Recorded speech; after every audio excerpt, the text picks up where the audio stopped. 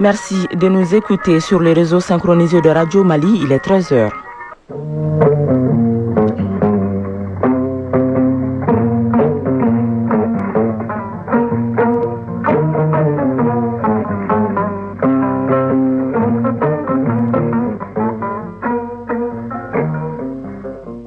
Le journal Barakissa Ouattara.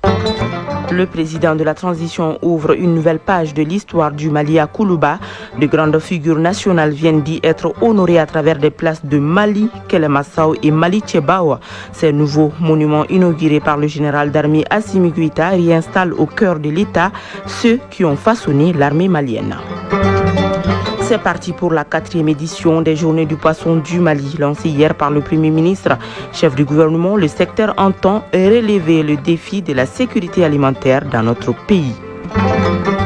Bamako, carrefour des élites de la santé, 15 candidats de 9 pays africains sont dans la capitale pour la préparation pédagogique du concours d'agrégation du CAMES. À la une de l'actualité sportive, le sélectionneur national des Aigles, Tom Saintfiet, a dévoilé hier la liste des joueurs pour défendre les couleurs du Mali à la CAN au Maroc. Le sélectionneur a fait confiance à 28 aigles. Par ailleurs, le nouveau maillot des Aigles du Mali pour la CAN a été dévoilé hier au siège de la Fédération malienne de football. Le design détermine l'identité culturelle du Mali. Voilà pour le sommaire. Mesdames et messieurs, bonjour et bienvenue. Je le disais, les places de Mali Kelemassao et Mali Tchebao a été inaugurées hier à Koulouba.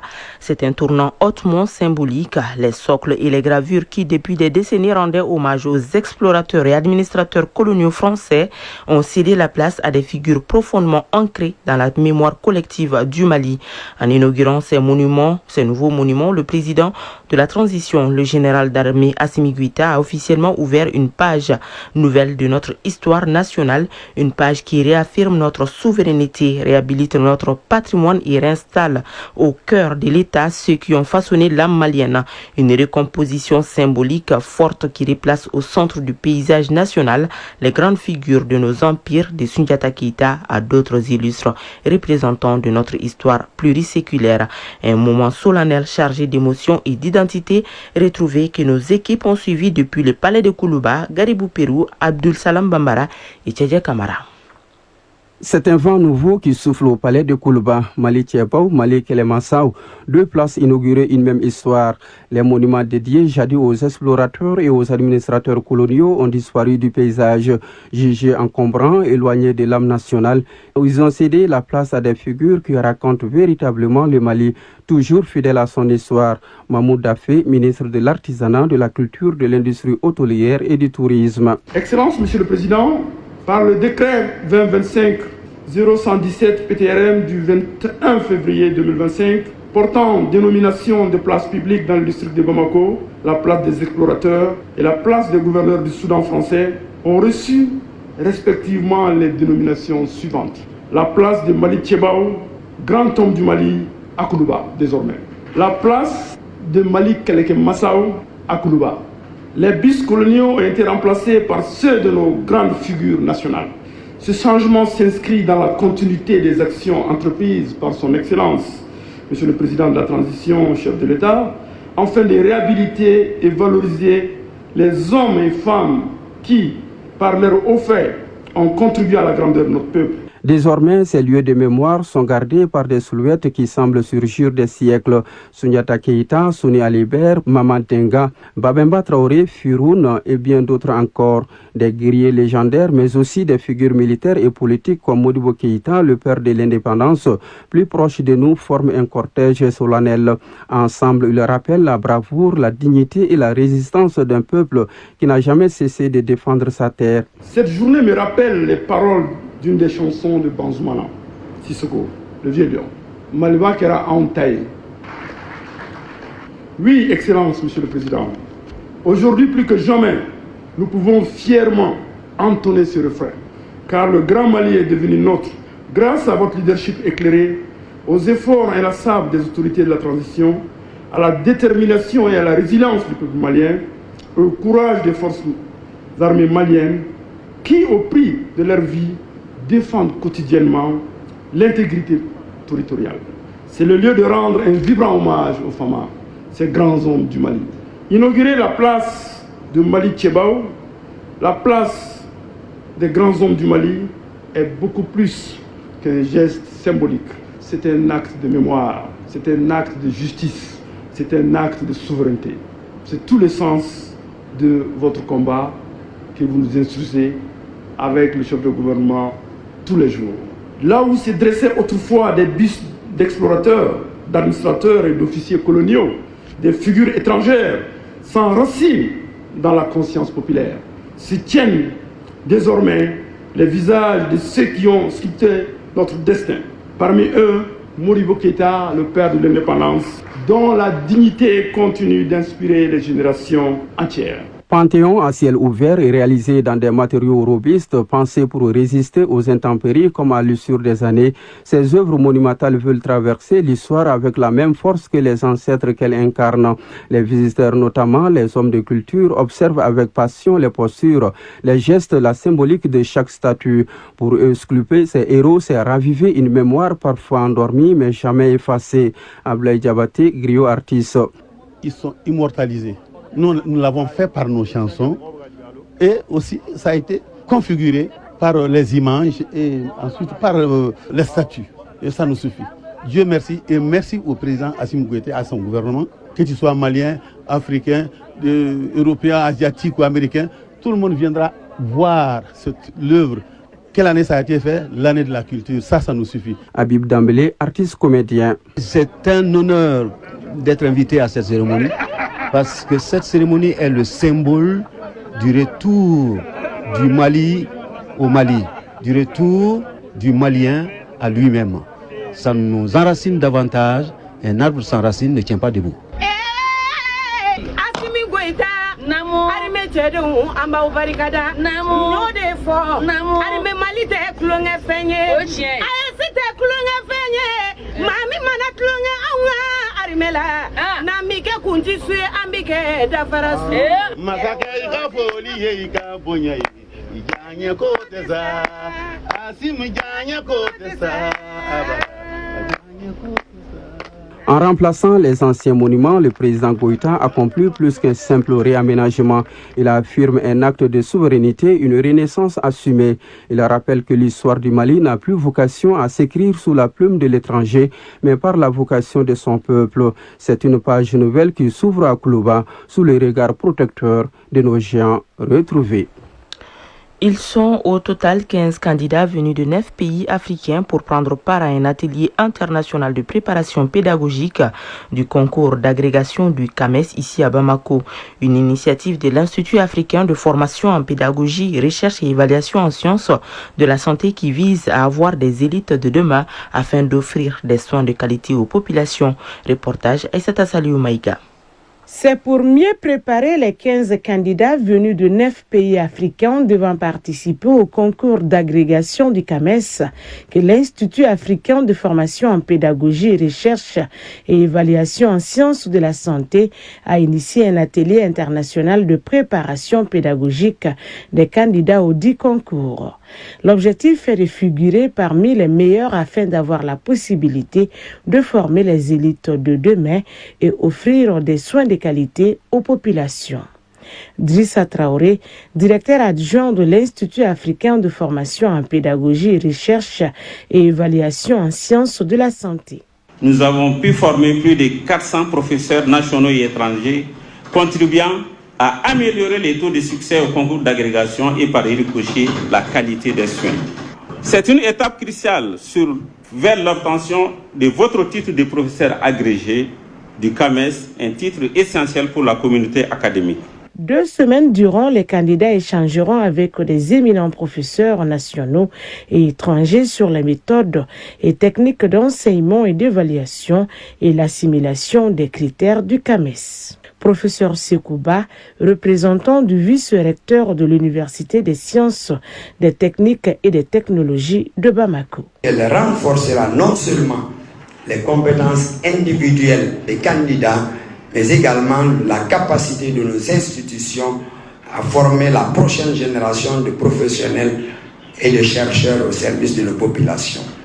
Bouyagui Traoré, conseiller technique au ministère de la Santé et du Développement social. L'agrégation est plus qu'un titre, c'est l'accès à une triple mission sacrée, celle des soins. C'est-à-dire continuer à offrir à nos concitoyens les soins accessibles et de qualité, la recherche, repousser les limites de la connaissance pour repenser à la médecine de demain, la pédagogie, transmettre votre savoir, votre éthique et votre passion aux nouvelles générations de médecins, de pharmaciens, de chercheurs et de professionnels de santé. Cette phase cruciale devra permettre aux candidats d'aller vers l'atteinte de l'excellence académique et clinique dans nos différentes nations. L'interprofession filière poisson, en collaboration avec le département en charge de la pêche, a lancé hier la 4e édition des Journées du poisson du Mali. Ces journées se veulent un cadre de réflexion des enjeux et les défis du secteur qui occupe une place importante dans la sécurité alimentaire de notre pays. Une édition mise à profit par les acteurs de la filière pour capitaliser les résultats engrangés. Boubacar Bablintouri. Pour la 4e fois consécutive, les acteurs de l'interprofession filière poisson, en collaboration avec le ministère de l'Élevage et de la Pêche, respectent une tradition, celle de la tenue des Journées du poisson du Mali. Un rendez-vous annuel qui vise la promotion et la valorisation de la filière qui occupe de nos jours une place de choix dans la sécurité alimentaire de notre pays. D'où le thème « Valorisation de la production piscicole comme stratégie d'amélioration des moyens de subsistance et de renforcement de la résilience communautaire face aux impacts du changement climatique. » Cheikh Oumar Diaouré Maïga, président de l'interprofession filière poisson du Mali. La structuration renforcée des organisations professionnelles consacre par la reconnaissance interministérielle notre interprofession véritable tournant institutionnel. Derrière ce tableau reluisant, le secteur reste confronté à un certain nombre de difficultés. Le coût élevé de l'aliment, les difficultés d'accès au financement, le manque d'infrastructures, de conservation, de pression croissante sur les ressources naturelles. Pour faire face à ces difficultés, la filière peut compter sur l'État et ses partenaires. Parmi ses partenaires, la Banque mondiale qui, à travers le projet de restauration des terres dégradées PRDT, porté par le département en charge de l'environnement, a financé plus de 300 acteurs du secteur. Awassi Sewagé, responsable des opérations de la Banque mondiale du Mali. Environ 390 plans d'affaires ont été retenus, représentant environ près de 9 milliards de francs CFA d'investissement. Ces plans d'affaires ciblent les maillons clés de la filière et constituent aujourd'hui un levier essentiel pour renforcer la compétitivité, créer des emplois et moderniser durablement le secteur. Comme fait marquant de cette première journée du poisson, la remise par le commissariat à la sécurité alimentaire au département en charge de la pêche 200 tonnes d'aliments poissons. Dans un contexte marqué par la persistance des tensions communautaires au centre du Mali, le réseau national de la jeunesse du Mali, RENAGEM, a lancé à Banyangara, à Bankas et à Bankassa son projet d'appui à la paix, à la cohésion sociale et au respect des droits humains. Une initiative d'1 an soutenue par Danida à travers le ministère des Affaires étrangères du Danemark et le FAMOC Phase 2, fonds d'appui au moteur du changement qui vise à redynamiser les mécanismes locaux de prévention et de gestion des conflits à travers la formation de 8 groupes de veille composés de jeunes et de femmes. Reportage à Guibou Koulibaly. Le RENAGEM, Réseau national de la jeunesse du Mali, a donné le coup d'envoi d'un projet structurant destiné à renforcer la résilience sociale dans 2 cercles particulièrement éprouvés par l'insécurité. Abdoulaye Kassonké, maire de la commune urbaine de Badiangara. Ce projet destiné aux communes de Tanoli et Doukombo vient rejoindre à un besoin réel de stabilisation, de prévention des conflits et de promotion de vivre ensemble dans notre cercle. Alain Guino, maire de la commune de Bankas. Ce projet arrive à un moment crucial pour nos communautés. Bankas traverse aujourd'hui, depuis des années, un défi lié au conflit, à l'insécurité, à la fragilité du tissu social. Durant 5 jours de renforcement de capacité, les membres des groupes de veille des cercles de Badiangara et de Bankas seront formés sur des thématiques essentielles. Gestion des conflits, facilitation ainsi que l'élaboration de mini-plans locaux de gestion des conflits. Les exercices pratiques de simulation et les jeux de rôle permettront de confronter ces notions aux réalités du terrain. Moussa Maïga, représentant du RENAGEM.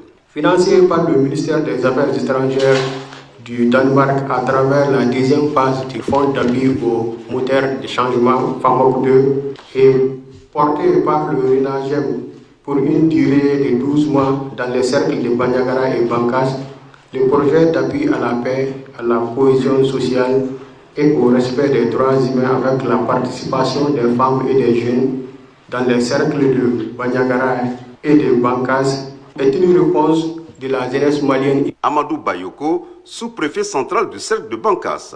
Le cercle et commune de Bankas, comme plusieurs localités du centre du Mali, fait face à des défis complexes, conflits communautaires, insécurité, déplacement des populations, fragilisation du tissu social dans un tel contexte. Toute initiative qui renforce la prévention des conflits, l'alerte précoce, le respect des droits humains et la participation citoyenne doit être valorisée et soutenue. Amadou Amadoun Maïga, préfet du cercle de Bandiagara. Le cercle de Bandiagara, tout comme les communes de Dandoli et de Doukombo, traversent depuis plusieurs années des défis majeurs dus à l'insécurité, aux conflits communautaires, aux tensions sociales et aux déplacements forcés. Dans ce contexte, toute initiative visant à renforcer la paix, la cohésion sociale et la participation citoyenne mérite d'être saluée et accompagnée. En initiant simultanément ces activités à Bandiagara et à Bankas, le RENAGEM entend bâtir un réseau local d'acteurs capables de prévenir, documenter et résoudre les tensions à la base. Bandiagara, Agibou Koulibaly pour l'ORTM. Le tour d'horizon de l'actualité internationale nous conduit tout d'abord au Rwanda, où le collectif des partis civils pour le Rwanda, CPCR, a déposé plainte contre la Banque de France. Elle est accusée de complicité des génocides et de complicité des crimes contre l'humanité durant le génocide des Tutsis en 1994. L'information révélée par Libération et Radio France repose sur une série de virements suspects qui auraient facilité l'armement des forces génocidaires. En Afrique du Sud, le Congrès national africain fondé par Nelson Mandela vient de clore à Johannesburg son conseil général national. Le rassemblement s'est ouvert en début de semaine par une manifestation d'employés de l'ANC impayés depuis plusieurs semaines.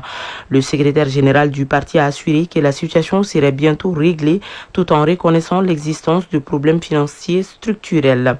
Une réduction de 25% des frais passagers et de sûreté et la suppression de plusieurs taxes sur le transport aérien, c'est ce qui a été approuvé lors de la réunion des chefs d'État de la CEDEAO à Abuja en décembre 2025. Ces mesures entreront en vigueur le 1er janvier 2026. La nouvelle loi adoptée par la CEDEAO vise à aligner la région sur les standards internationaux et à relancer les secteurs.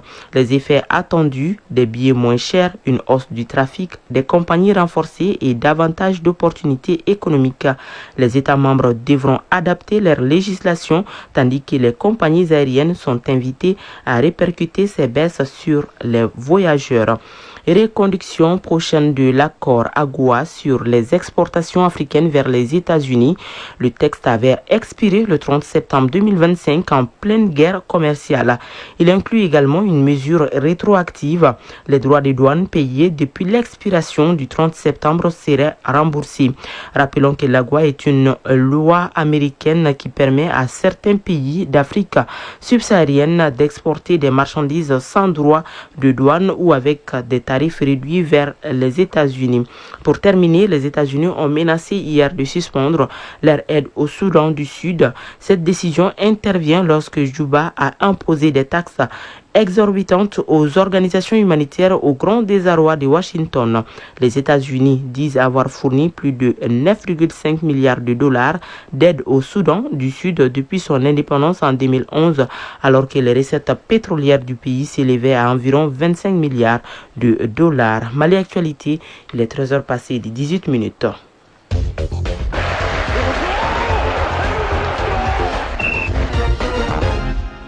Le nouveau maillot des Aigles du Mali pour la CAN a été dévoilé hier au siège de la Fédération malienne de football.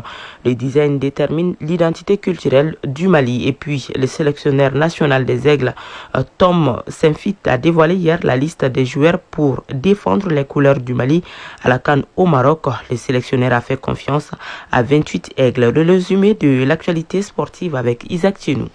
Le sélectionneur national des Aigles du Mali a livré hier sur le plateau de ORTM 1 la liste des 28 joueurs retenus pour la CAN au Maroc. Les Aigles aspirent à accéder à minimum au dernier carré. Je vous propose qu'on écoute Tom Saint-Fit sur le choix de ses combattants. Il y a 3 gardiens. Djigui Diarra du Young Africans Tanzanie, Ismaël Diawara du Sirius en Suède et Mamadou Samafin du Stade de Laval en France. On a 9 défenseurs sélectionnés. Il y a Sikou Niakate du Braga du Portugal, Abdoulaye Diaby du Grasshoppers Zurich en Suisse, Woyo Koulibaly du Sassuolo en Italie, Fodé Doucouré du Le Havre en France, Hamari Traoré du Paris FC en France, Nathan Gassama du Baltika Kaliningrad en Russie, Mamadou Fofana de New England Revolution en États-Unis, Ousmane Kamara du Angers qui joue en France, Amadou Dante de Aroca FC en Portugal. 8 joueurs pour le milieu de terrain, Amadou Haidara du Red Bull Leipzig, Lassana Koulibaly du Lecce en Italie, Mohamed Kamara du Al-Sadd de Qatar, Mamadou Sangaré du Lens en France, Aliou Dieng de Al-Ahly en Égypte, Yves Bissouma du Tottenham de Angleterre, Mahamadou Doumbia du Al-Ittihad en Saoudi et Ibrahima Sissoko du Bochum en Allemagne.